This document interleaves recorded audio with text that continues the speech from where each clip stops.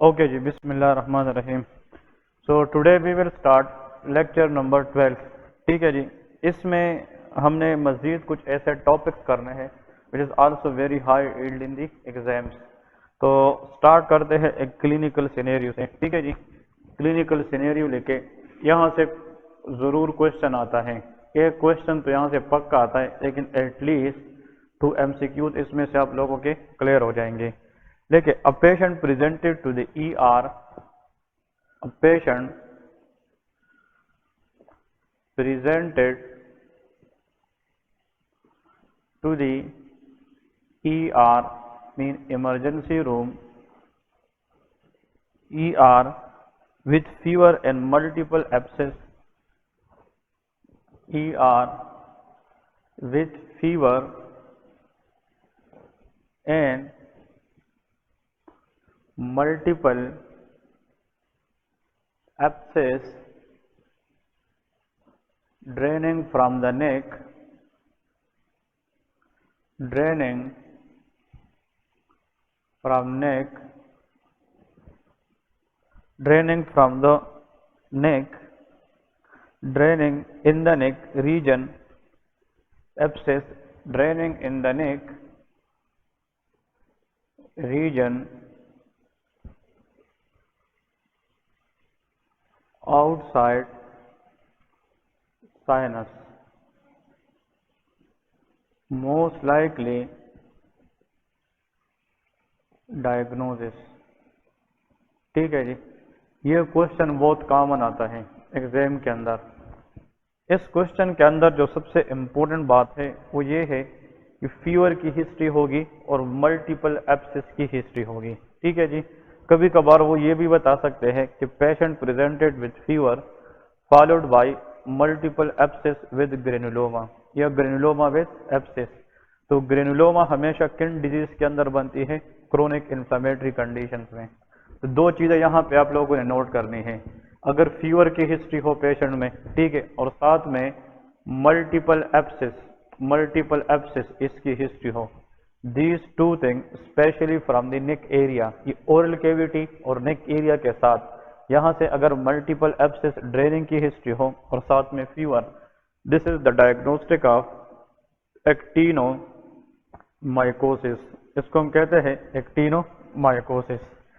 Actinomycosis, it is one of the bacterial infection caused by Actinomyces israelii. इसकी जो काज है actinomycosis की, ये भी आती है काजेटिव एजेंट।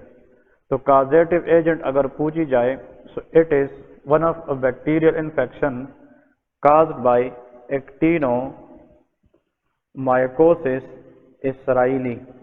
ठीक है जी, इस एक्टिनोमाइस के डिफरेंट टाइप्स ऑफ स्ट्रेन हैं, लेकिन ह्यूमन बींग्स के अंदर जो मोस्ट कॉमन स्ट्रेन है एक्टिनोमाइस इन्फेक्शन के लिए, वो एक्टिनोमाइस इसराइली है। क्लियर है? इस बैक्टीरिया के बारे में याद रखें कि this bacteria it is normally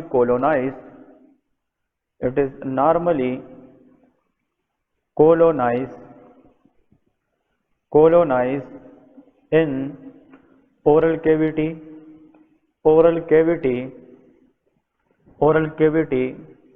respiratory tract,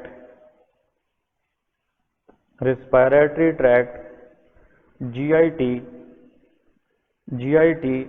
and female genital tract। ठीक है जी, ये वो एरियाज है जहां पर ये बैक्टीरिया नॉर्मली कोलोनाइज करती हैं।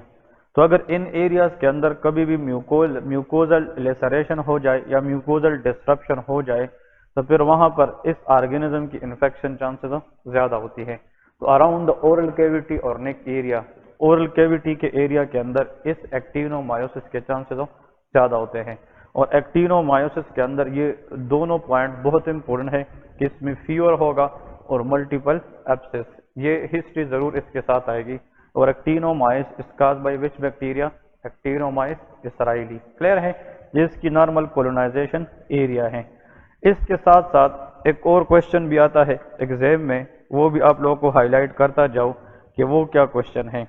देखिए, अ diabetic patient after tooth extraction इसके साथ जो नेक्स्ट एमसीक्यूज है ये भी बहुत हाल मार्क, ये भी आता है, अ diabetic patient after tooth extraction complain of fever and diagnosed for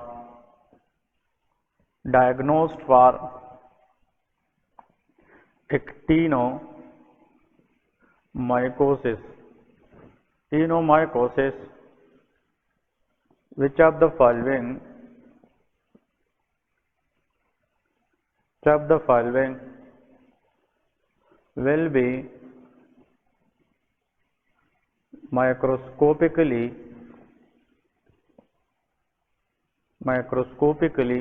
seen? एक क्वेश्चन ये है। फर्स्ट क्वेश्चन के अंदर आप लोगों से वो इनडायरेक्टली एक्टिनोमायोसिस की डायग्नोसिस पूछते हैं। सेकंड क्वेश्चन में एक्टिनोमायोसिस बताएंगे कि अगर एक पेशेंट है उसको एक्टिनोमायोसिस है और देखिए ये कहाँ पे कोलोनाइज करती है इसके ऑर्गेनिज्म, ओरल कैविटी में। तो अगर इस एरिया के अंदर कोई बंदा डेंटल प्रोसीजर करे या टूथ एक्सट्रैक्शन करे तो उसमें यहाँ से ये जनाब मिसप्लेस हो सकती है और फिर एक्टिनोमायोसिस के चांसेस ज्यादा हो सकती है।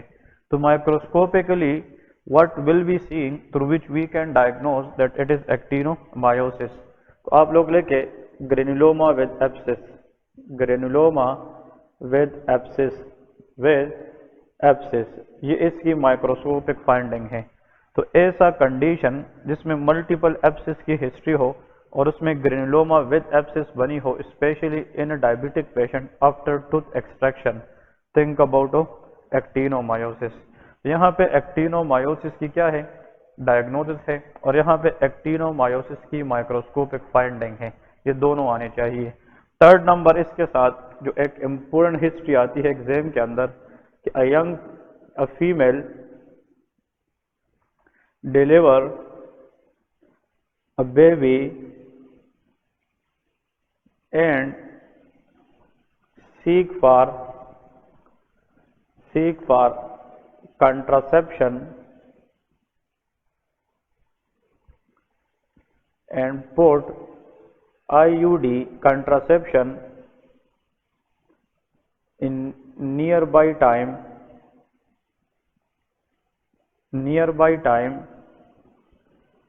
and for that and she put IUD stand for intrauterine device, but few days later she present with fever and yellowish discharge. Diagnosis, ठीक है, ये भी एक इम्पोर्टेंट हिस्ट्री है। ये मेडिसिन वालों को भी आती है, ये गायनी के अंदर भी इम्पोर्टेंट है। अगर एक फीमेल है वो डिलीवर कर गई है बच्चे को, उसके बाद वो कॉन्ट्रासेप्टिव मेथड अपनाना चाहती है इन द रीसेंट टाइम कि उसको दोबारा प्रेगनेंसी ना हो जाए, तो वो फॉर एग्जांपल क्या करेगी जनाब कि वो आईयूडी लेती है, मतलब कॉन्ट्रासेप्टिव मेथड जो अपनाती है, that is IUD, intrauterine device. IUD रखने के बाद अगर फीवर और येलोविश डिस्चार्ज आ जाए, ऑलवेज थिंक अबाउट एक्टिनोमायोसिस। ये भी एक्टिनोमायोसिस की डायग्नोसिस है। तो एक्टिनोमाइकोसिस, इसकी जो इन्वेस्टिगेशन है या इसकी जो कॉमन क्वेश्चन है जो एग्जाम्स के अंदर आती है, वो इन तीनों सिनेरियोस के अंदर छुपी हुई होती है, क्योंकि इन तीनों के अंदर उनमें से एक एमसीक्यूज वो जरूर पूछते हैं। तो देखे ऐसा केस जिसमें पेशेंट को नेक के अंदर इन्फेक्शन हो और वहां पे मल्टीपल एब्सिस की ड्रेनिंग हिस्ट्री हो और साथ में क्या जाए fever, think about actinomycosis. Causative organism bacteria है विच इज एक्टिनोमाइकोसिस इसराइली। ठीक है जी। नेक्स्ट पॉइंट ये है डायबिटिक पेशेंट है, उसने टूथ एक्सट्रैक्शन की है, उसके बाद उसको फीवर हुआ है, already unknown case of actinomycosis. तो एक्टिनोमाइकोसिस के अंदर माइक्रोस्कोपिक फाइंडिंग पे हमें क्या मिलना चाहिए, ग्रेनुलोमा विद एब्सिस, ये भी इंपॉर्टेंट है। नेक्स्ट पॉइंट ये है कि अगर एक फीमेल है वो बच्चे को डिलीवर कर चुकी है, लेकिन after that she want a contraceptive method for some time to prevent her pregnancy, coming pregnancy की बात कर रहा हूँ, और वो उसके लिए आईयूडी रखती है, इंट्रा यूट्राइन डिवाइसेस, उसके ऊपर अगर इन्फेक्शन हो जाए ऐसा कि वो फीवर कराए और कौन सा डिस्चार्ज कराए, yellowish discharge. This is also again one of the case of actinomycosis. Clear है? ये तीन चीजें हैं, believe me, remember this and it will help a lot in the exam question.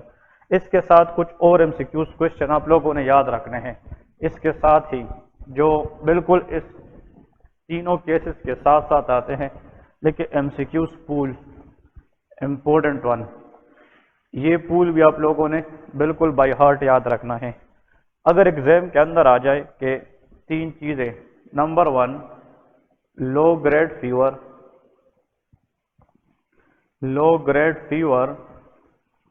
Plus nocturnal sweating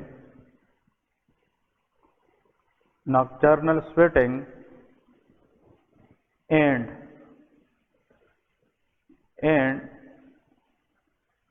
caseating granuloma,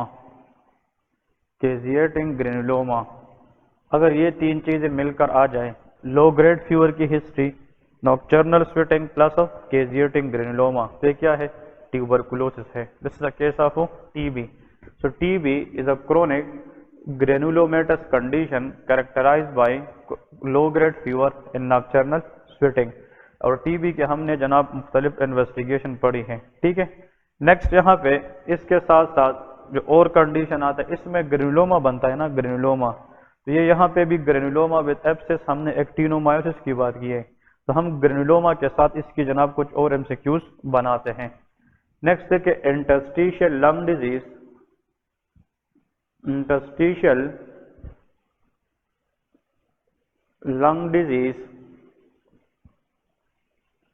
plus hypercalcemia and plus hilar lymphadenopathy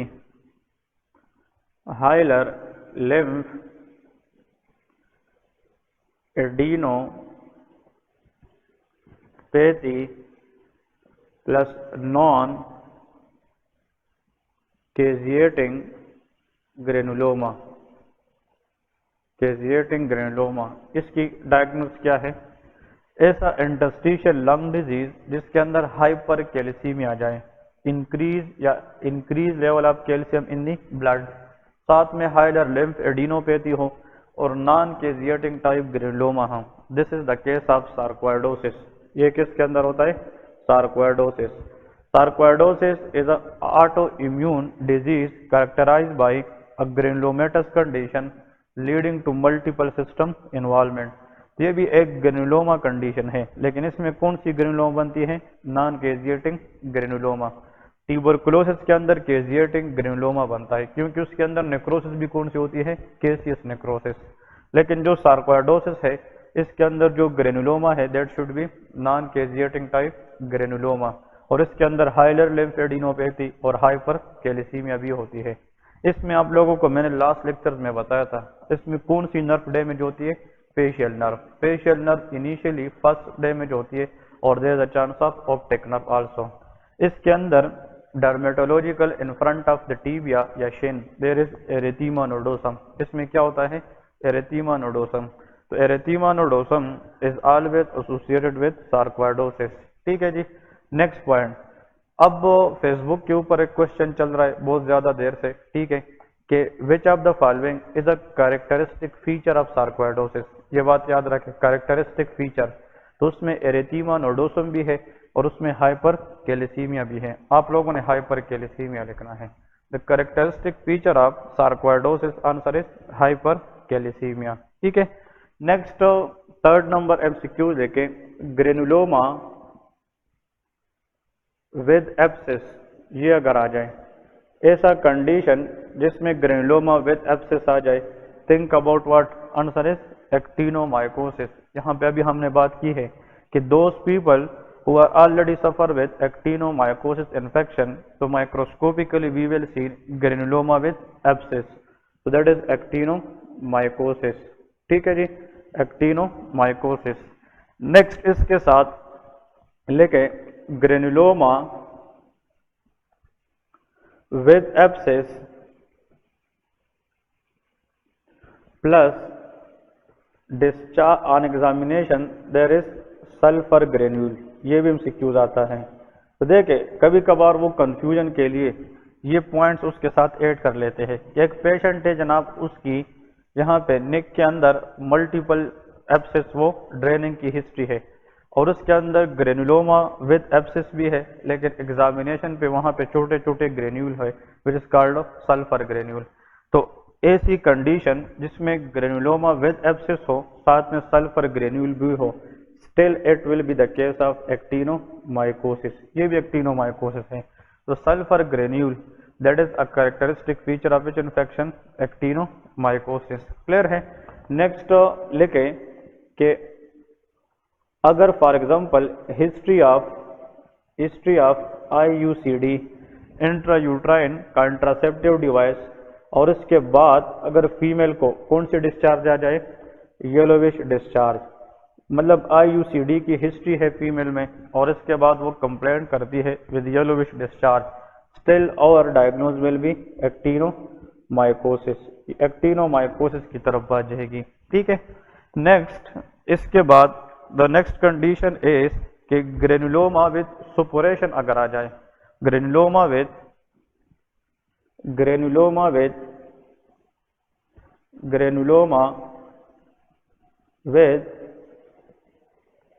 suppuration, suppuration से मुराद क्या है, first formation. तो granuloma with suppuration अगर आ जाए that is nocardiosis या nocardia infection, nocardia या nocardiosis, that is again one of the bacteria which is caused nocardiosis condition। तो यहाँ तक जितने भी ये क्वेश्चन मैंने आप लोगों को सारे लेके हैं, इनमें से एक MCQ जरूर आता है। तो देखें, low grade fever, nocturnal sweating plus caseating granuloma, think about TB until proven otherwise, interstitial lung disease, hypercalcaemia, non caseating granuloma, ये क्या है, सार्कोइडोसिस। कैरेक्टरिस्टिक फीचर इसकी क्या होगी, सार्कोइडोसिस की, हाइपरकैलेसीमिया। लेकिन डर्मेटोलॉजिकली अगर इसके साथ अगर कोई एसोसिएटेड कंडीशन पूछी जाए, answer will be erythema nodosum. फिर इसके बाद ग्रेनुलोमा विद एब्सेस आ जाए, think about actinomycosis. Granuloma with abscess plus sulphur granule आ जाए, think about still actinomycosis. IUCD की हिस्ट्री हो और इसमें येलोविश डिस्चार्ज आए, फिर भी एक्टिनोमाइकोसिस है, और ग्रेनुलोमा विद सपुरेशन आ जाए, दैट विल बी नोकार्डियोसिस। ठीक है, फिर वो नोकार्डिया इन्फेक्शन है and that is called nocardiosis. यहाँ पे जनाब इसके साथ मजीद हम 2-3 क्वेश्चन इसके साथ हल कर देते हैं। ये क्लियर हुआ। ये MCQs आप लोगों ने प्रैक्टिस करने हैं और उनमें से इंशाल्लाह 2-3 MCQs जरूर आते हैं एग्जाम्स के अंदर। ओके, इधर देखें नेक्स्ट यहाँ पे ऑल ऑफ द फॉलोइंग, या यहाँ पे एग्जाम्पल लिखे कि फॉर चले all of the following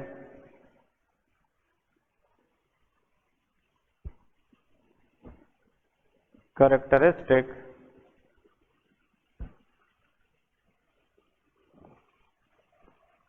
between actinomyces israelii actinomyces and nocardia are similar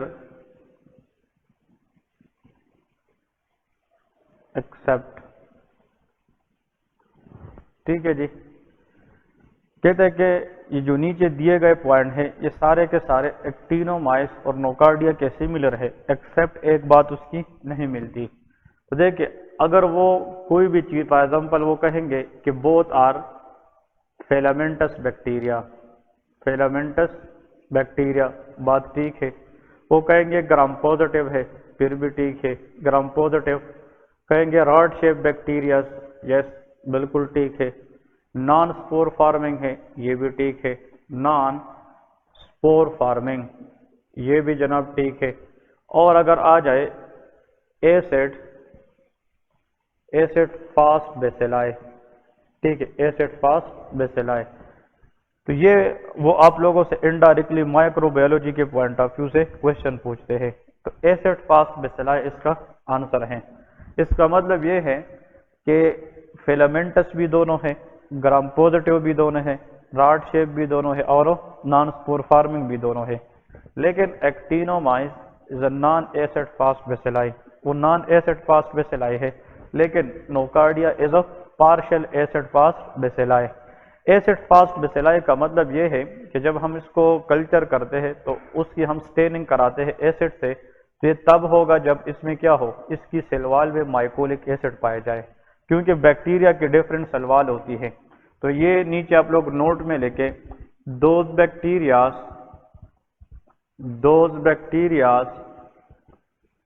are usually acid fast whose contain what mycolic acid in cell wall। जिन bacteria की cell wall में mycolic acid होती है वो bacteria usually क्या होती है, acid fast होती है। तो वो कौन सी अदर बैक्टीरियाज है नोकार्डिया के अलावा जिसमें माइकोलिक एसिड है? टीबी की काज क्या है, Mycobacterium tuberculosis, it also contain mycolic acid, और उस माइकोलिक एसिड की वजह से Mycobacterium tuberculosis is what, answer is acid fast bacilli. फिर इसके बाद लेप्रोसी का नाम सुना होगा आप लोगों ने, लेप्रोसी का काज है माइकोबैक्टीरियम लेप्रे, वो भी एसिड फास्ट बेसिलाई है। तो माइकोलिक एसिड ये किस चीज के अंदर पाया जाता है, cell wall. Cell wall is the outer layer of bacteria और that cell wall provide protection to the bacteria. तो जितना माइकोलिक एसिड की एंटिटी सेल वॉल में ज्यादा होगी उतना सेल वॉल मजबूत होगा, तो ये बैक्टीरिया को क्या प्रोवाइड करेंगे, प्रोटेक्शन। तो यहाँ पे क्वेश्चन क्या मतलब, अब मैं आप लोग आसान मिसाल तब देता हूँ, माइकोबैक्टीरियम ट्यूबरकुलोसिस की मिसाल लेते, जो टीबी कराती है उसमें माइकोलिक एसिड है, तो ऐसे ड्रग भी है एटीटी के अंदर कि वो against that bacteria work and they will damage what, mycolic acid, isoniazid is the drug. तो आइसोनियाजिड जो टीबी के अंदर हम देते हैं वो किस चीज की सिंथेसिस को ब्लॉक करता है, माइकोलिक एसिड। तो जब सेल वॉल खराब होगा तो फिर बैक्टीरिया डेथ की चांसेस ज्यादा होगी। आइसोनियाजिड वाज बैक्टीरियोस्टेटिक, बैक्टीरियोसाइडल और बोथ, ये दोनों है। ये बैक्टीरियोस्टेटिक है किस चीज के लिए, जो डेवलप मतलब ये है बैक्टीरियाज है जो ऑलरेडी ग्रो कर चुकी है, लेकिन बैक्टीरियोसाइडल है for rapidly developing bacterial face. अब इधर देखें, एसिड फास्ट एक्टिनोमाइस और नोकार्डिया। एक्टिनोमाइस क्या कराती है, एक्टिनोमाइकोसिस, ये क्या कराती है, नोकार्डियोसिस। ये इनके कंडीशन है, दोनों बैक्टीरियाज है, लेकिन दोनों में ये पहले 4 कैरेक्टरिस्टिक पाए जाते हैं, लेकिन actinomycosis is not acid fast bacilli, लेकिन nocardia is a still partial acid fast bacilli. This is the very very important MCQs question, remember for the exam purpose. Nocardia के बारे में क्वेश्चन याद रखें, इट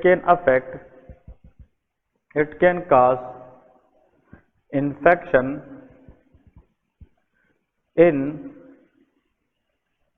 इम्यूनो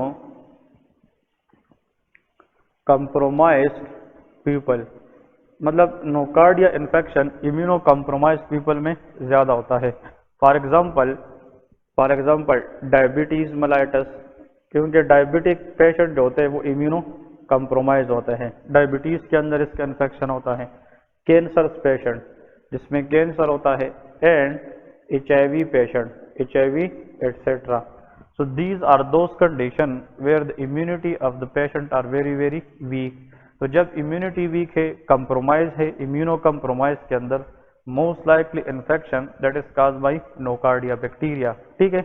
और nocardia bacteria जब infection कराती है, ठीक है, ये इन्फेक्शन कराती है। नेक्स्ट यहाँ पे एक और एमसीक्यूज देखे कि जो नोकार्डिया बैक्टीरिया है, nocardia, it is catalase positive. ये कौन सी बैक्टीरिया है, कैटालेस पॉजिटिव, और ये यूरिएस पॉजिटिव भी है। So catalase positive and urease positive, ये दोनों आप लोगों ने याद रखने हैं। देखे नोकार्डिया बैक्टीरिया मतलब एरोबिक है। एरोबिक का मतलब यह है कि in the presence of oxygen survive करती हैं। जहाँ पे वो ऑक्सीजन उसकी मौजूदगी मिलती है तो यहाँ पर ये आसानी से सर्वाइव कर देती है। मतलब so this bacteria survive easily in the presence of oxygen. तो यहाँ पे क्वेश्चन जो आप लोगों ने याद रखना है, कैटालेस पॉजिटिव है और ये हमारे पास क्या है, यूरियस पॉजिटिव भी है। मतलब what is the significance of catalase for the bacteria. किसी बैक्टीरियल स्पीशी के अंदर अगर कैटालेस पॉजिटिव एक्टिविटी है उसका मतलब क्या है। देखिए, hydrogen peroxide H2O2, hydrogen peroxide it is break down into two things, water and oxygen. इसका मतलब ये है कि अगर हम हाइड्रोजन परऑक्साइड को ब्रेक करें वाटर और ऑक्सीजन में, तो this oxygen will picked by these bacteria to use for it survival. तो ऐसा एंजाइम जो हाइड्रोजन परऑक्साइड को ब्रेक करके वाटर ऑक्सीजन जनाब निकाले, that enzyme is called catalase. तो इसलिए ये ऑर्गेनिज्म क्या है, कैटालेस पॉजिटिव है। क्लियर है। नेक्स्ट पॉइंट ये याद रखना है कि यूरियस का मतलब क्या है। Urease is the enzyme which is very very damaging for the human cells. ये ह्यूमन सेल को डैमेज करने की सलाहियत रखता है। सो यूरियस पॉजिटिव का मतलब ये है कि those organism which are urease positive they can damage the human cell by urease activity. So urease is the enzyme which can damage the human cell या ह्यूमन ऑर्गन या डिफरेंट टिश्यूज को damage करती है। यहाँ पे आप लोग एक लिस्ट भी बनाए, कैटालेस पॉजिटिव ऑर्गेनिज्म। इसके साथ साथ what are the other organism which are catalase positive, वो कौन कौन सी चीजें हैं अलग कि वो भी कैटालेस क्या है, पॉजिटिव है। तो उसमें तो सबसे पहले स्टेफाइलोकोकस ओरियस आता है। स्टेफाइलोकोकस ओरियस कैटालेस पॉजिटिव है। नेक्स्ट इसके अंदर आता है pseudomonas, pseudomonas aeruginosa, pseudomonas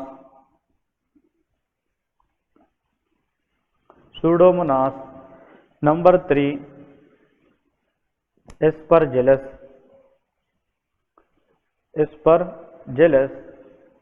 number 4 candida albicans, that is a fungus, candida albicans and एंटीरोबैक्टर।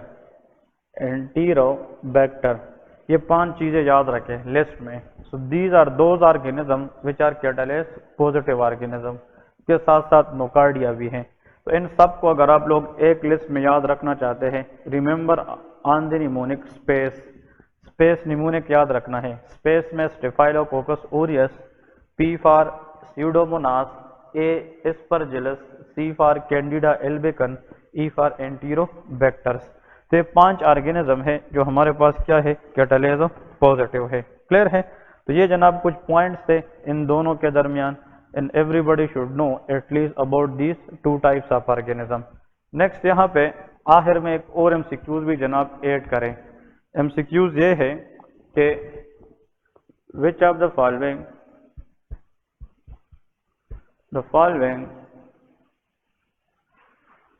is the drug of choice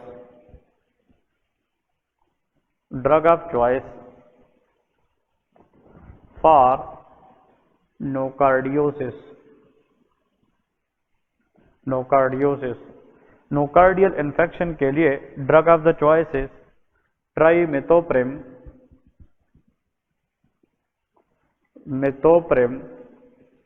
and सल्फामिथॉक्साजोल।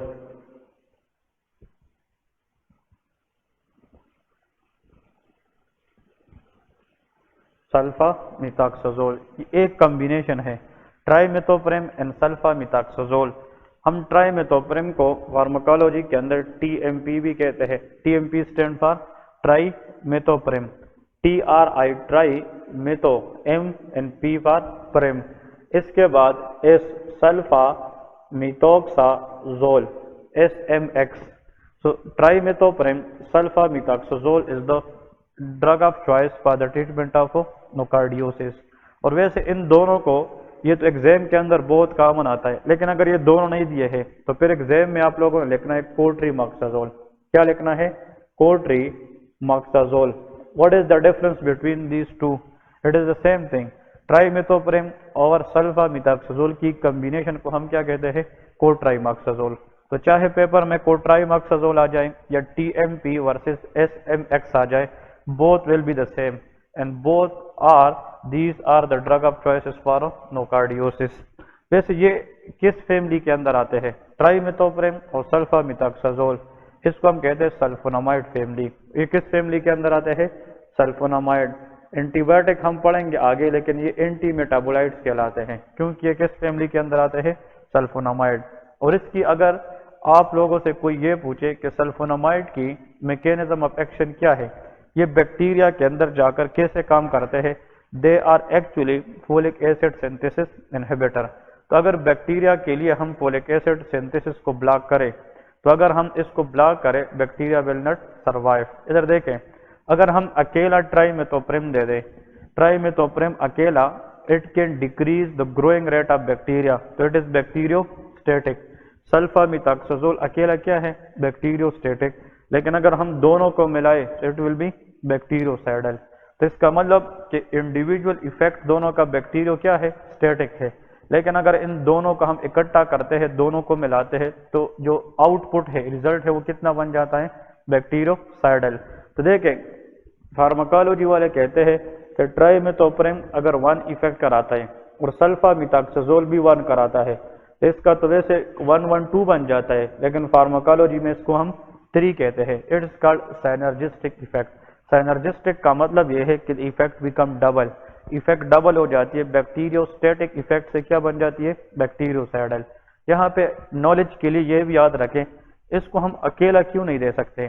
The reason is कि nocardiosis infection is usually occur in immuno compromise. तो अगर हम bacteriostatic दे दें तो bacteria तो growth सिर्फ कम करेगी, लेकिन इंसान की इम्यूनिटी फिर भी उतनी नहीं है कि वो किसके खिलाफ फाइट करे? बैक्टीरिया। तो हम डायरेक्ट क्या देंगे? बैक्टीरियोसाइडल देंगे। हम बैक्टीरियोसाइडल इम्यूनो कम्प्रोमाइज में इसलिए देते हैं क्योंकि पेशेंट की अपनी इम्यूनिटी बहुत क्या होती है? वो वीक होती है। ये दोनों चीजें याद रखें। अब कुछ लोग ऐसे होते हैं कि देखें, ये दोनों किस फैमिली के ड्रग है? Sulphonamide. So it contain sulphur group, इसके अंदर क्या होता है? सल्फर। अब इस तरह क्वेश्चन आता है, if a patient having sulfur allergy, अब एक बंदा है, उसको जनाब नोकार्डियोसिस है और उसको साथ में क्या है? सल्फर एलर्जी भी है, तो फिर आप ये दोनों दे सकते हैं? नहीं, क्योंकि ये तो सल्फोनामाइड के कंटेंट है और sulphonamide group contain sulphur group. तो इसका मतलब then DOC drug of choice क्या है? तो अगर ऑप्शन में सेफ्ट्राइक्सोन है तो आप लोगों ने वो लिखना है, सेफ्ट्राइक्सोन will be the next drug of choice. अगर सेफ्ट्राइक्सोन नहीं है, सेफ्ट्राइक्सोन किस कैटेगरी का बंदा है? It is cephalosporin. सेफालोस्पोरिन की किस जनरेशन में आता है? 3rd generation. तो it is the 3rd generation cephalosporin. लेकिन अगर एग्जाम में सेफालोस्पोरिन नहीं है, then you have to go for another antibiotic which is called linezolid. इसको हम क्या कहते हैं? लाइनजोलेट। आप लोगों ने मर्सा का नाम सुना है कि नहीं? MRSA stand for methicillin resistant staphylococcus aureus. तो मिर्सा के अंदर ड्रग ऑफ चॉइस क्या होता है? अगर एक पेशेंट को मिर्सा है, मेथिसिलिन रेजिस्टेंट स्टेफाइलोकोकस ओरियस है, तो उसमें drug of the choice is vancomycin. ये हम आगे एंटीबायोटिक्स में पढ़ेंगे। तो मिर्सा के अंदर ड्रग ऑफ द चॉइस क्या है? वेनकोमाइसिन। लेकिन अगर एक बंदा वेनकोमाइसिन रेजिस्टेंट है या इसको एलर्जिक है या उसको विरसा है, VRSA stand for vancomycin resistant staphylococcus aureus, तो फिर उसके बाद ड्रग ऑफ द चॉइस क्या बन जाता है? लाइनजोलेट बन जाता है। तो लाइनजोलेट के 2 याद रखें अभी तक। देखिए, मिर्सा के अंदर ड्रग ऑफ चॉइस क्या है? वेनकोमाइसिन। लेकिन अगर विरसा हो जाए, वेनकोमाइसिन रेजिस्टेंट स्टेफाइलो, तो फिर क्या है? लाइनजोलेट। और linezolid also the backup drug in a patient with nocardiosis if there is sulphur allergy. लेकिन always remember that in nocardiosis the first line drug of choice is TMP and SMX which is known as cotrimoxazole. Clear? तो ये था जनाब कुछ important tips microbiology के लिहाज से। हम माइक्रो को कवर करेंगे because these days in CPSP lot of question from microbiology point of view. तो we will discuss microbiology with the time more also. ठीक है, अब नेक्स्ट क्वेश्चन की तरफ आते हैं। वेरी इंपॉर्टेंट, यहाँ से भी जनाब एटलीस्ट 1 MCQ क्वेश्चन आएगा। Fastest conduction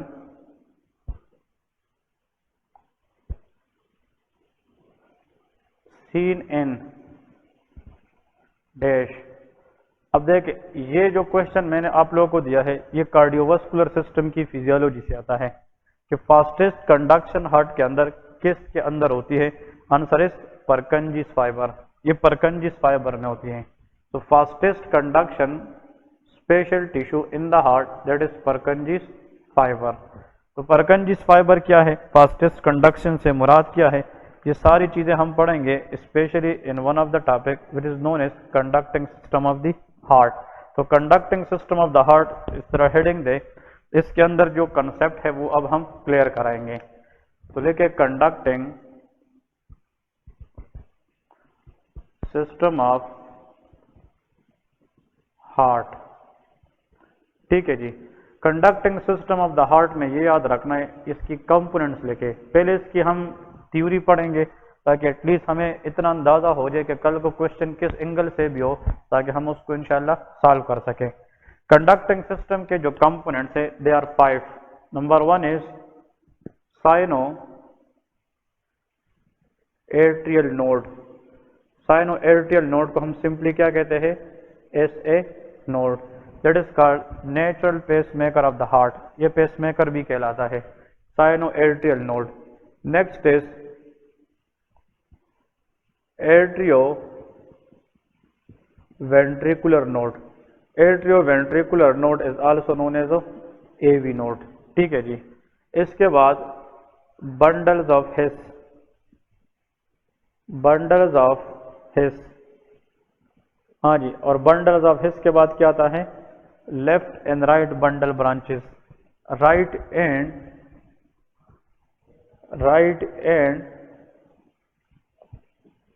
left bundle branches, और the last one is Purkinje's fibre, Purkinje's fibre.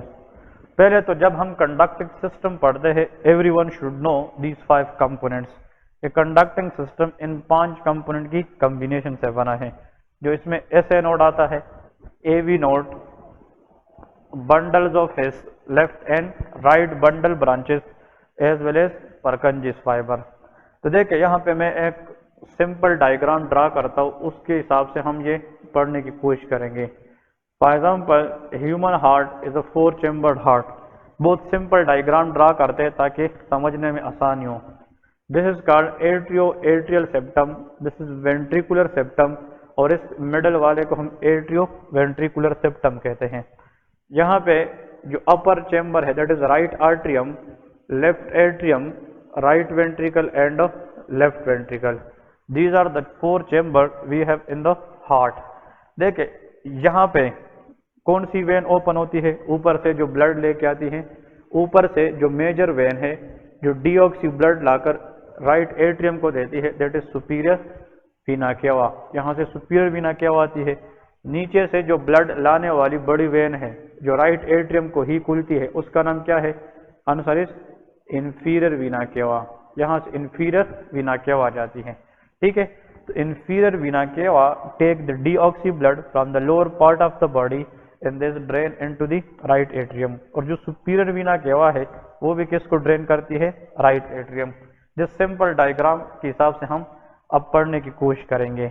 इधर देखें राइट एट्रियम का जो ऊपर वाला पार्ट है, number 1 point, in the upper part of the right atrium, जहां पे कौन सी चीज ओपन होती है, सुपीरियर वीना केवा, उसके पीछे। अब ये सुपीरियर वीना केवा है राइट एट्रियम, तो उसके पीछे ये वाला साइड आता है ना पोस्टीरियर। तो मैं 2 पॉइंट बताता हूँ।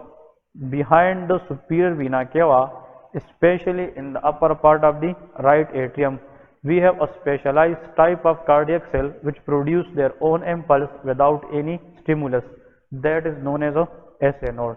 तो SA node अगर आ जाए कि ये किस चेम्बर के अपर पार्ट में मौजूद है, answer will B right atrium. 1 MCQ। तो यहाँ पे जो सुपीरियर वीना केवा के बिल्कुल पीछे on the upper part of the right atrium जो स्ट्रक्चर मौजूद है that is known as a SA node. Clear है, ये SA नोड है। फिर यहाँ पे देखें एट्रियाज और वेंट्रिकल्स के दरमियान this septum separate upper two atrias from lower two ventricle, तो इसको हम एट्रियोवेंट्रिकुलर सेप्टम कहते हैं। यहाँ पे जो स्पेशलाइज कार्डियक मसल्स है या टिश्यूज है उसका नाम क्या है, that is called AV node, इसको हम एवी नोड कहते हैं। तो this black is called SA node, ये तो एसए नोड है, लेकिन ये क्या है शाबाश, this is called AV node, this is AV node. इसमें हम अभी एमसीक्यूज पढ़ेंगे जो बहुत इंपॉर्टेंट है कंडक्टिंग सिस्टम से कम एक एमसीक्यूज तो हर स्पेशलिटी में 2-3 भी आते हैं, आते क्या नहीं। अब यहाँ पे देखें, एसए नोड ने इम्पल्स जनरेट करना है और वो इम्पल्स कब कहाँ तक आएगा, एवी नोड। अब एसए नोड से इम्पल्स जब एवी नोड की तरफ आएगा तो इसने दोनों एट्रिया से गुजरना होगा कि नहीं। तो यहाँ पे पाथवेज है, यहाँ पे देखिए, यहाँ पे एक पाथवे ये है, एक पाथवे ये है और एक पाथवे ये है। ये वो पाथवेज है जो कहाँ से कहाँ तक इम्पल्स लाएंगे, एसए नोड से एवी नोड। तो ये दो नोड के दरमियान पाथवे है, इसलिए इन पाथवेज का नाम क्या है, internodal pathways, they are called internodal pathways. So internodal pathways, nodal pathways, internodal से मुराद ये है कि in between the nodes these pathways are responsible to conduct the impulse from SA node to the AV node. जब AV node तक impulse आता है तो एवी नोड के बाद इम्पल्स नीचे किस में आएगी, this is a specialised cardiac cell tissue which is called bundles of His. तो ये बंडल्स ऑफ हिस में आएगी, this is now bundles of His, ये बंडल ऑफ हिस है। और बंडल ऑफ हिस नीचे जाकर कितनी ब्रांचेस में डिवाइड होगा, हाँ जी 2 में। एक इस तरह राइट साइड पे जाएगी, राइट वेंट्रिकल, और एक ब्रांच किधर जाएगी, लेफ्ट साइड पे, लेफ्ट वेंट्रिकल की इस तरह। सो ये कौन सी ब्रांचेस हैं, हाँ जी, these are the branches of bundle of His. So that branch which is go on the right side, इसको हम क्या कहेंगे, this will be known as right bundle branch, इसको हम राइट बंडल ब्रांच कहते हैं, ठीक है। और ये किस साइड पे जाएगी, लेफ्ट साइड पे, तो इसको हम लेफ्ट बंडल ब्रांच कहते हैं, that is left bundle branch. Clear है। अब ये पॉइंट्स आप लोगों ने याद रखे। अब देखिए, सबसे ऊपर हमने स्टार्ट कहाँ से की थी, एसए नोड से। तो पहले कंपोनेंट में हमने एसए नोड की बात की, एसए नोड से। एसए नोड के बाद क्या चीज लिखा है, एवी नोड। एवी नोड के बाद कौन सी स्ट्रक्चर है, बंडल्स ऑफ हिस। इससे bundle branches, right end of left bundle branch निकलती है, और ये जनाब इस तरह डिवाइड हो जाती है छोटे छोटे फाइबर में, और इसको हम क्या कहेंगे, परकंजिस फाइबर। और ये परकंजिस फाइबर लेफ्ट वेंट्रिकल और राइट वेंट्रिकल तक जाएंगे। तो यहाँ पे इसको हम कहते हैं Purkinje's fibres, that is Purkinje's fibre. तो इन 5 चीजों से मिलकर conducting system of the heart ही बना है, ठीक है जी। अब यहाँ पे देखें, कंडक्टिंग सिस्टम का काम क्या है, ये हार्ट के अंदर एट्रिया से इम्पल्स को कंडक्ट करती है वेंट्रिकल की तरफ, और इस पर एट्रिया और वेंट्रिकल की क्या होती है, कंट्रैक्शन होती है। लेकिन मुझे ये पॉइंट आप लोगों ने समझाना है कि ये नोट में लिखना है कि all chambers of the heart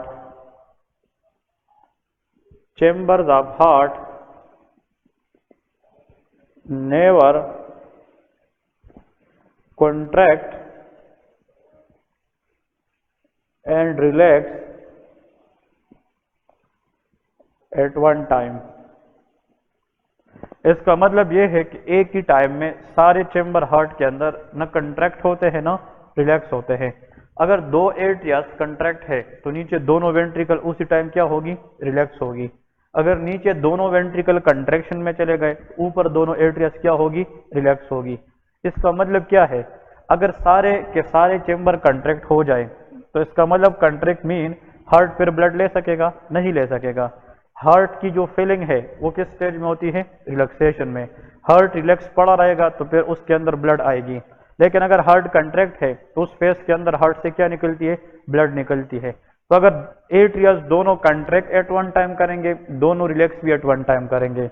इसी तरह ये भी है, contract at one time, relax at the same time. लेकिन सबकी न कंट्रैक्शन एक टाइम में होती है, न रिलैक्सेशन होती है। अब यहाँ पे एमसीक्यूज को देखे, एसए नोड से जब इम्पल्स एवी नोड की तरफ आता है तो ये किस चेंबर से गुजरेगी, एट्रिया से। और वो जब गुजरेगी तो वो स्टिमुलस है, मतलब इम्पल्स का नीचे आना, it is stimulus for both atrias. उस दौरान दोनों एट्रिया की क्या हो जाएगी, कंट्रैक्शन। और ये इम्पल्स कहाँ तक पहुंच जाएगी, एवी नोड। अब यहाँ पे बात समझने वाली है, एसए नोड से इम्पल्स आया एवी नोड की तरफ, जब दोनों एट्रिया से गुजर रहा था, फोकस करें तो दोनों एट्रिया क्या हो गई, कॉन्ट्रैक्ट, एट्रियल सिस्टोल हो गया। अब अगर ये एवी नोड ना था तो ये डायरेक्ट किधर आ जाता, वेंट्रिकल में, तो वेंट्रिकल की भी कंट्रैक्शन होती, तो फिर तो बात ही खत्म हो जाती, लेकिन ऐसा नहीं है। अब जब तक ये एट्रिया क्या होंगे, कॉन्ट्रैक्ट, तो ये इम्पल्स नीचे जानी चाहिए कि यहाँ पे रुकना चाहिए, रुकना चाहिए। जब तक एट्रिया कंट्रैक्शन खत्म करे तो उसकी रिलैक्सेशन, तो फिर ये नीचे आएगा, तो वेंट्रिकल क्या होंगे, contraction.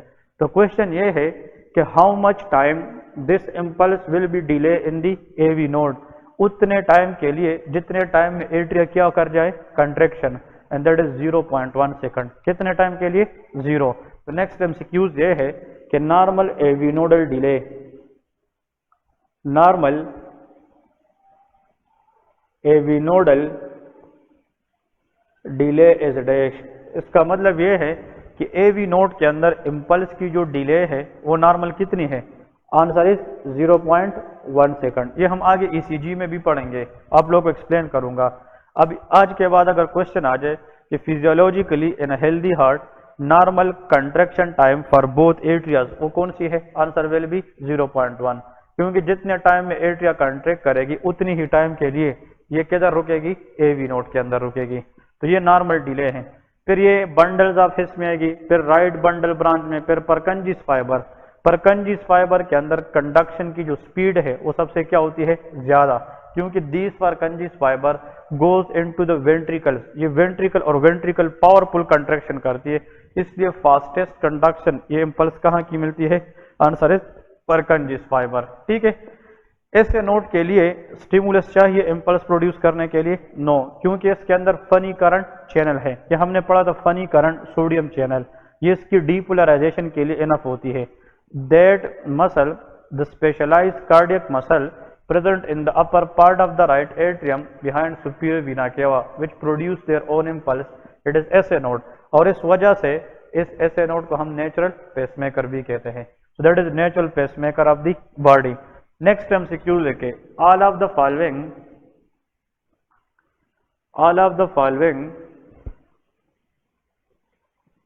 structures of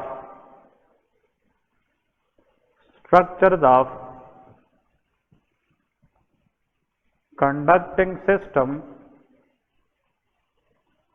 of heart is supplied by right coronary artery except, ठीक है, all of the following structures of conducting system of the heart is supplied by right coronary artery except number 1 SA node, number 2 AV node, number 3 right bundle branch,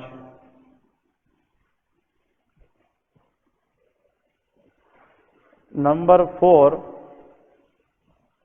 left bundle branch,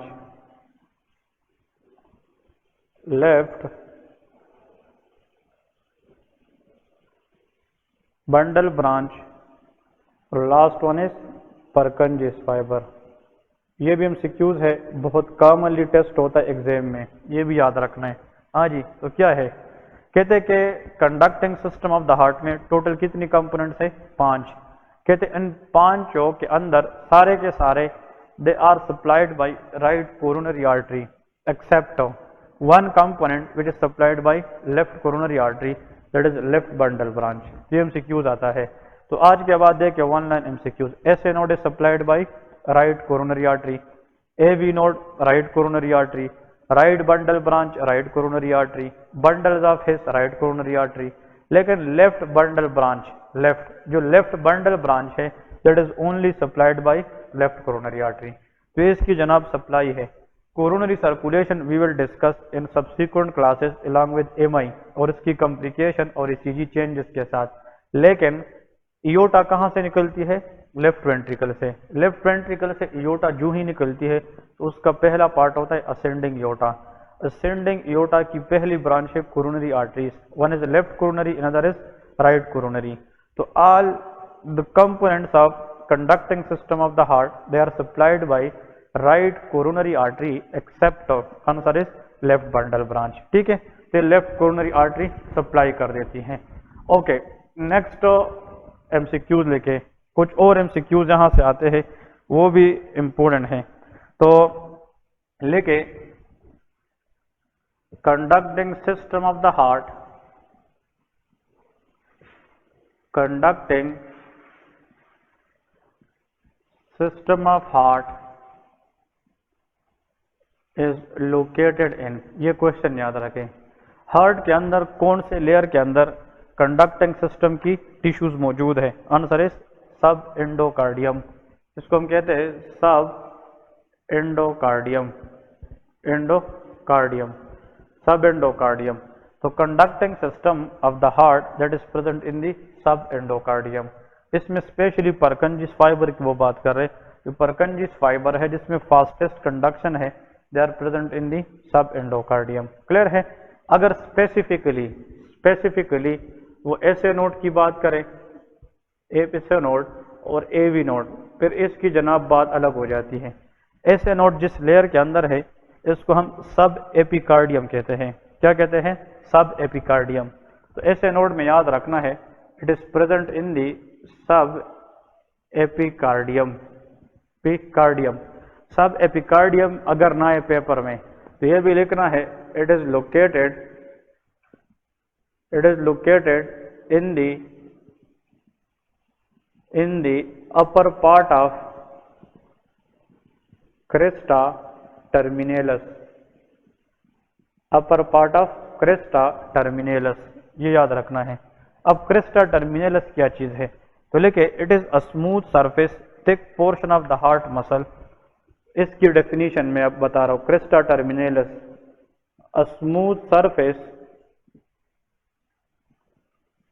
thick portion of the heart, thick portion of the heart, crescent shape present in the upper part of right atrium। Clear है? ये smooth surface thick portion of the heart muscle है जो अपर part of the right atrium में होता है, Cresta terminalis. और इस Cresta टर्मिनेलस के ऊपर वाले पार्ट में हमारे पास जो स्पेशलाइज्ड टिश्यूज है उसको हम क्या कहते हैं? एसए नोड कहते हैं। तो एसए नोड के दो क्वेश्चन आते हैं। अगर फॉर एग्जांपल एग्जाम में आ जाए कि S A node present in which layer, answer is सब एपिकार्डियम। लेकिन अगर ये आ जाए कि कौन सी स्ट्रक्चर के अपर पार्ट में मौजूद है, answer will be crista terminalis. और crista terminalis is nothing a smooth surface thick portion of the heart muscle present in the upper part of right atrium. Clear है जी? लेकिन ओवरऑल अगर conducting system की बात आ जाए, ओवरऑल कंडक्टिंग, और AV node की अगर आ जाए, AV node present in the endocardium, ये एंडोकार्डियम के अंदर आता है। तो तीन एमसीक्यूज हैं, ये अपने पास नोट करें। SA node present in the sub epicardium, AV node present in the endocardium, वो अंदर की तरफ वाली लेयर में है। लेकिन आखिर याद रखें, ओवरऑल कंडक्टिंग सिस्टम ये पूरी की पूरी टिश्यूज कहाँ पे लाई कर देती है? सब एंडोकार्डियम। ये इसके अंदर एमसीक्यूज हैं। ठीक है जी? सो इसमें ओके, चाहे सब एंडोकार्डियम आ जाए, एपिकार्डियम में आ जाए, जो भी, which layer of the heart is most commonly prone for ischaemia, मतलब वो लेयर बताए जिसके अंदर हार्ट के अंदर इस्केमिक चेंजेस के चांसेस ज्यादा होते, सब एंडोकार्डियम। तो subendocardium has a more risk for ischaemic changes और इस्कीमिया। क्लियर है? ओके, अब स्पीड ऑफ कंडक्शन की बात करते हैं। स्पीड ऑफ कंडक्शन अगर आ जाए एग्जाम में तो उसके एमसीक्यूज आप लोग कैसे हल करेंगे? तो देखिए, एक तरफ तो आप लोग लेके speed of conduction, speed of conduction, तो स्पीड ऑफ कंडक्शन में आप लोगों ने याद रखना है कि regarding speed Purkinje's fibre has fastest speed of conduction number 1। और इसकी रीजन भी ये है कि जो परकंजिस फाइबर की जो मसल्स है या जो टिश्यूज है they has a larger diameter, उसके डायमीटर क्या होता है ज्यादा। तो जिस मसल की डायमीटर ज्यादा होता है उसमें कंडक्शन स्पीड ज्यादा होती है। तो number 1 MCQ is which tissues of the conducting system has a fastest speed of conduction? Purkinje's fiber. Why? The reason is because of its having long diameters. ठीक है, तो एक तो Purkinje's fiber, Purkinje's fiber के बाद जो speed of conduction ज्यादातर पाई जाती है increase, that will be atria. तो एट्रिया लेके, एट्रिया में ज्यादा पाई जाती है एट्रियल सेल्स या एट्रियल टिश्यू। फिर वेंट्रिकल्स है, वेंट्रिकल्स। फिर इसके बाद क्या आती है वेंट्रिकल, और वेंट्रिकल के बाद the last one is AV node. तो आप लोगों को यहां से बस 2-3 MCQs क्विकली याद रहने चाहिए। एवी नोड MCQ सुन ले, 3 बातें करूंगा इनमें से इंशाल्लाह एक question. Fastest speed of conduction that is occurring in Purkinje's fibre, slowest speed of conduction that is occurring in the AV node, और fastest conduction of speed is in occurring in Purkinje's fibre because of its long diameter या large diameter. Next लिखे pacemaker rate, ये अलग question है। Pacemaker जो अपने impulse खुद पैदा कर सकते हैं, पेसमेकर। तो नेचुरल पेसमेकर कौन सा है एसए नोड। तो फास्टेस्ट पेसमेकर रेट हमारे पास कौन सा टिश्यू है, answer is SA node. SA node has the fastest rate through which it can produce their own impulse. तो इसमें एसए नोड के बाद जनाब हमारे पास एवी नोड आता है। एवी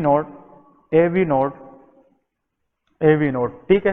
तो एसए नोड, एवी नोड, फिर bundles of हेस,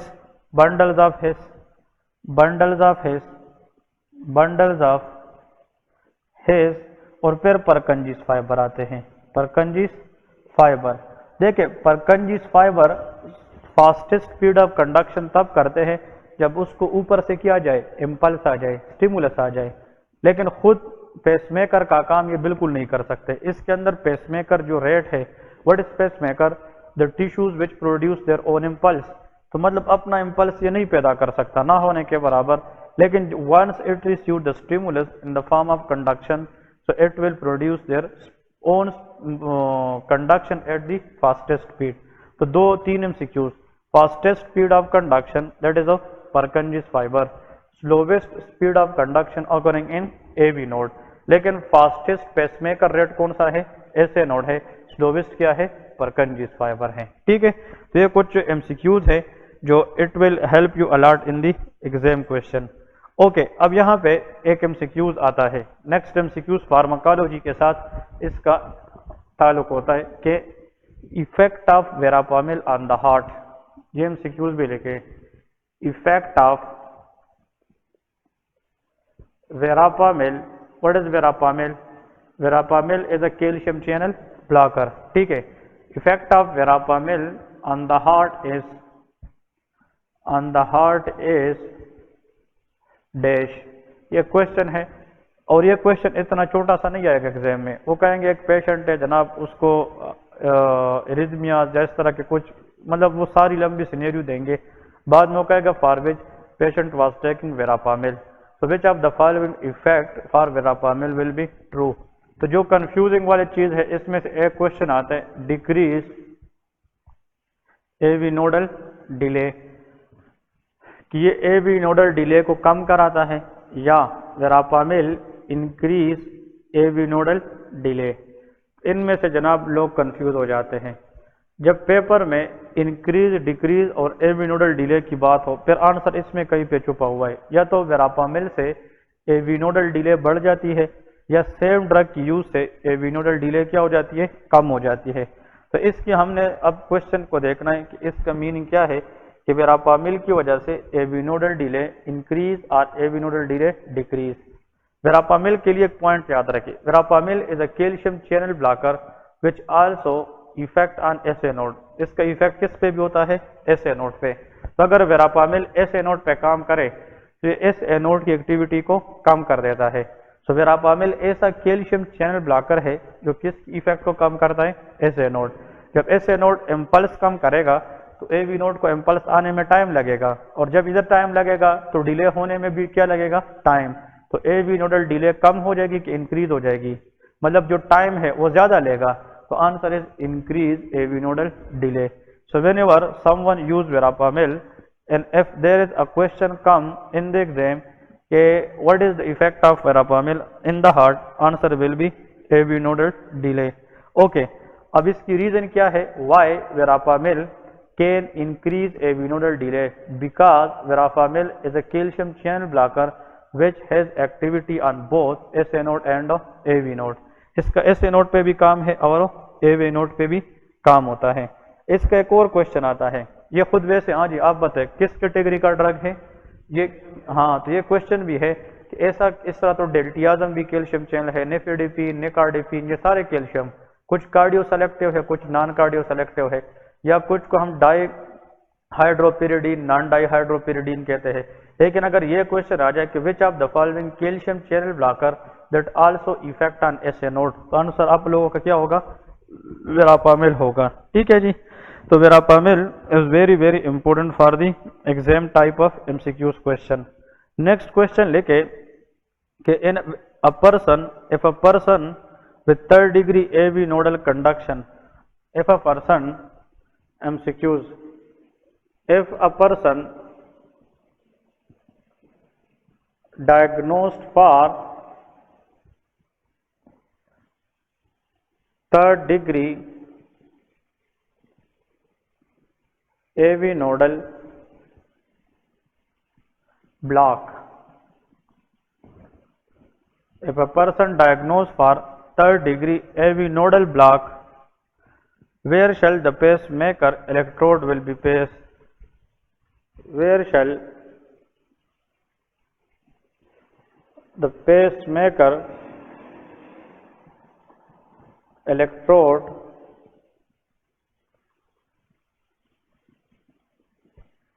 will be placed, ये क्वेश्चन भी आता है। चाहे देखिए, एक होते फर्स्ट डिग्री हार्ट ब्लॉक, एक क्या होता है second degree. Second degree, first degree और third degree, these heart block we will discuss in the coming lecture also. First degree heart block ये एसिम्प्टोमेटिक होती है। सेकंड डिग्री के अंदर फिर दो टाइप से, मोबेट्स टाइप 1 एंड मोबेट्स टाइप 2। एक होता है थर्ड डिग्री हार्ट ब्लॉक जिसको हम कंप्लीट हार्ट ब्लॉक भी कहते हैं। इसमें जो एट्रियाज है उसकी जो एक सब एट्रिया और वेंट्रिकल नट फॉलो ईच अदर, इसके दरमियान जो कनेक्शन है वो क्या हो जाता है, खत्म हो जाता है। इसका मतलब एट्रिया अपना रिदम प्रोड्यूस करती है, वेंट्रिकल अपना करती है। तो फिर इसका हल ये है कि हम पेसमेकर ही चेंज करें। अगर थर्ड डिग्री ब्लॉक में हम बाहर से कोई आर्टिफिशियल पेसमेकर रखना चाहते हैं तो वो हार्ट के किस चेंबर में, आंसर इज राइट वेंट्रिकल। ये भी MCQs है। तो artificial pacemaker in the heart specially in third degree block we will be placed in which ventricle, answer is right ventricle. ये क्वेश्चन भी मैंने खुद एग्जाम के अंदर बहुत दफा देखा है और इसका क्वेश्चन बार बार आया है। ठीक है, ओके। नेक्स्ट एक और केस की तरफ जाता है, important. If there is absent P wave, लेके if P wave is absent in ECG, if P wave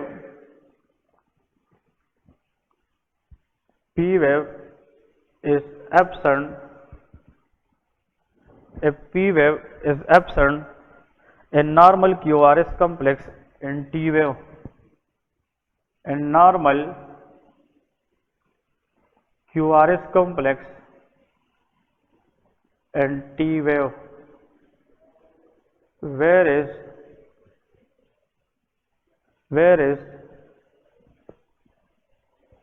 the pacemaker located। हाँ जी, ये भी हम ECG जब इंशाल्लाह पढ़ेंगे उससे मजीद जो है ना ये क्लियर हो जाएगा, लेकिन अभी भी मैं इंशाल्लाह आप लोगों को सॉल्व करने की कोशिश करता हूँ। देखें, ECG जब हम करते हैं पेशेंट की, ECG स्टैंड फॉर इलेक्ट्रोकार्डियोग्राफी, मतलब electrical activity of the heart. अगर हम ग्राफिकली एक पेपर के ऊपर प्रेजेंट करें इसको हम क्या कहते हैं, ECG।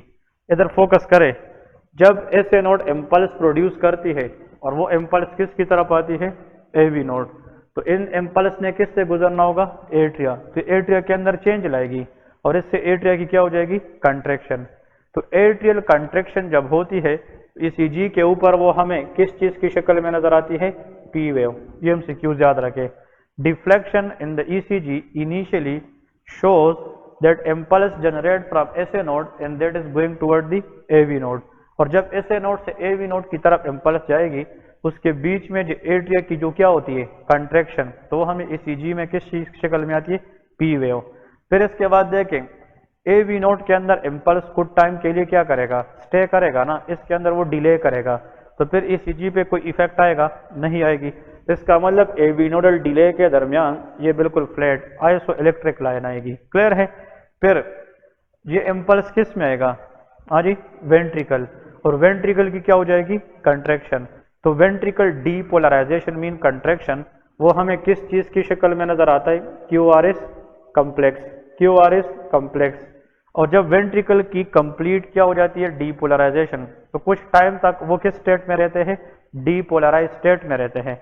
मतलब वेंट्रिकल की, यहाँ पे एक MCQ जिसमें भी आता है कि जब वेंट्रिकल की डीपोलराइजेशन स्टार्ट हो जाए तो Q वेव से स्टार्ट होती है, वो डीपोलराइज होती है तो कहाँ पे खत्म हो जाती है, S में। जब वेंट्रिकल पूरी कंट्रैक्ट करे, डीपोलराइज करे, तो कुछ देर तक वो किस स्टेट में रहती है, उस डीपोलराइज स्टेट में। तो फिर इसके बाद वो ST मीन जो ये आइसो इलेक्ट्रिक लाइन क्या शो कर दी थी, AV नोडल डिले। ये क्या शो करती है, वेंट्रिकल्स आर कंप्लीटली डीपोलराइज। इसका मतलब कि यहाँ पे जो वेंट्रिकल है ये इस टाइम पे कंप्लीटली क्या पड़े हैं, डीपोलराइज पड़े हैं। और इधर देखे जब कंप्लीट डीपोलराइज हो जाए तो उसके बाद वेंट्रिकल की क्या स्टार्ट होगी, रीपोलराइजेशन। तो वो हमें किस वेव की शक्ल में नजर आएगी, T वेव की शक्ल में। That is PQRS complex and T wave. ये वैसे नॉर्मल ECG की एक स्ट्रिप मैंने बताई है, लेकिन we will discuss this later. बताएं, P wave shows atrial contraction. हाँ जी, ये PR इंटरवल या PR सेगमेंट क्या शो करती है, that is a AV nodal delay. ये QRS कॉम्प्लेक्स क्या शो करती है, वेंट्रिकल डीपोलराइजेशन। और जो T वेव है ये क्या शो करती है, वेंट्रिकल रीपोलराइजेशन। क्लियर है ना। तो ये हमारे पास ये मुख्तलिफ तीनों स्टेप्स आ गए। अब इधर क्वेश्चन देखें, अगर एक पेशेंट है उसमें P वेव एब्सेंट है, हाँ जी, P वेव एब्सेंट है, तो इम्पल्स फिर SA नोड से आया होगा, नहीं, SA नोडल ब्लॉक की वजह से अगर इम्पल्स यहाँ से नहीं आएगी तो फिर एट्रिया की डीपोलराइजेशन नहीं होगी, तो P वेव क्या होगा, absent. So if there is P wave absent in ECG it's mean कि SA node is not working. तो फिर रिजर्व पेसमेकर बॉडी के अंदर कौन सा होता है, AV नोड। और AV नोड जब इम्पल्स देगा तो ऊपर जाएगी कि नीचे, नीचे आएगी, और नीचे पूरे वेंट्रिकल को कंट्रैक्ट करेगी, तो हमारे पास नॉर्मल क्या आएगा, QRS, क्योंकि वेंट्रिकल डीपोलराइजेशन। और इसके बाद वेंट्रिकल नॉर्मल क्या हो जाएगी, रीपोलराइजेशन। तो इशू वेंट्रिकल में होगा जब SA नोड काम ना करे, या एट्रिया के अंदर होगा, एट्रिया पे इफेक्ट पड़ेगा। तो अगर P वेव नहीं है तो SA नोड काम नहीं करता, लेकिन अगर AV नोड काम करता है तो वेंट्रिकल की नॉर्मल डीपोलराइजेशन भी होगी और repolarisation. So when there is no P wave but QRS and T wave is normal, where will be the pacemaker, answer is AV node. SA node तो काम नहीं करेगा तो P वेव नहीं आएगा, तो फिर रिजर्व पेसमेकर कौन सा आएगा, answer is AV node. So this is the question they ask from conducting system according to the ECG basis.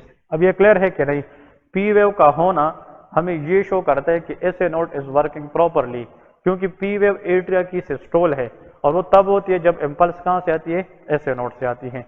लेकिन जब इम्पल्स कहाँ से आती है, शाबाश, AV नोड से, तो फिर ECG के अंदर P वेव नहीं होती। क्लियर है, एक पॉइंट इसके अंदर ये है। ओके, अब नेक्स्ट पॉइंट इसमें यही आता है, अनदर क्वेश्चन इसके साथ ही लिखे, बिल्कुल एग्जैक्टली, इसमें भी लोग जो है ना कंफ्यूज हो जाते हैं, ये क्वेश्चन भी लेके, इफ अ पर्सन, अगर ये क्वेश्चन आ जाए, if a patient present with heart rate of 25, if a person, a patient with heart rate of 25 and having wide QRS complex, then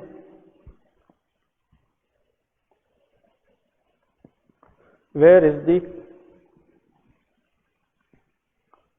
pacemaker। हाँ जी, इसका मतलब क्या है, हार्ट रेट बहुत ज्यादा कम है, दैट इज कॉल्ड ब्रेडिकार्डिया, बिल्कुल कम है, ना होने के बराबर 60 से। QRS क्या है, वाइड है। Why wide? क्योंकि Q R S mean ventricle को इम्पल्स जनरेशन में मसला हो रहा है। अगर ये नॉर्मल होता तो फिर इम्पल्स कहाँ से आता? ऐसे नोड से इम्पल्स होता तो फिर भी ये ठीक होता। अगर बीच में कौन सी चीज काम कर रही थी? A B node. A B node ठीक था, फिर ये भी ठीक था ना, इस तरह। अगर ए बी नोड काम कर रहे तो फिर ऐसे नोड मतलब ए बी नोड की फंक्शन में क्यू आर एस तो नॉर्मल आती है। लेकिन अगर ये भी काम ना करे, ये भी ना करे, तो फिर इसको अपना इम्पल्स जनरेट करने में टाइम लगता है, क्योंकि पेस मेकर रेट नीचे की तरफ क्या हो रही है? कम होती जा रही है। सबसे हाईएस्ट पेस मेकर रेट किसका है? ऐसे नोड। फिर किसका है? A B node. सबसे आखिर किसका है? Purkinje fiber. तो wide Q R S mean the ventricle take time for producing their impulse. तो न ये पेसमेकर ऐसे नोड है, न ए बी नोड है, but wide Q R S जब भी आ जाए with decrease heart rate pacemaker is in Purkinje fiber. ये फिर कहाँ पे पाया जाता है? परकिंजिस फाइबर में होता है। तो यहाँ पे जो पेसमेकर है that is exactly lies in the Purkinje fiber. ये समझ आ गए कि नहीं? ये पॉइंट जो है ना बहुत इंपॉर्टेंट है। इससे आप लोगों को 3 से 4 एमसीक्यूज अभी तक जो कंडक्टिंग सिस्टम में हमने बात की है दे विल कवर इट। तो देखिए, अगर पी वेव है, मुझे बताए पी वेव है तो फिर पेसमेकर कहाँ पे है? अगर पी वेव मौजूद है तो फिर ऐसे नोड है। अगर पी वेव है तो ऐसे नोड ने कुछ दिया है ए बी नोड को, तो एट्रिया कंट्रैक्ट हुई है। If there is P wave impulse pacemaker is SA node. It is normal और abnormal? It is a physiological conduction. लेकिन अगर पी वेव नहीं है but Q R S normal है, टी वेव भी नॉर्मल है, तो फिर ये कहाँ पे है? ए बी नोड है। लेकिन अगर हार्ट रेट भी कम है, क्यू आर एस भी वाइड है, तो फिर ये पेसमेकर परकिंजिस फाइबर में है। ठीक है, that is what all we have from today first class. ठीक है, ओके जी।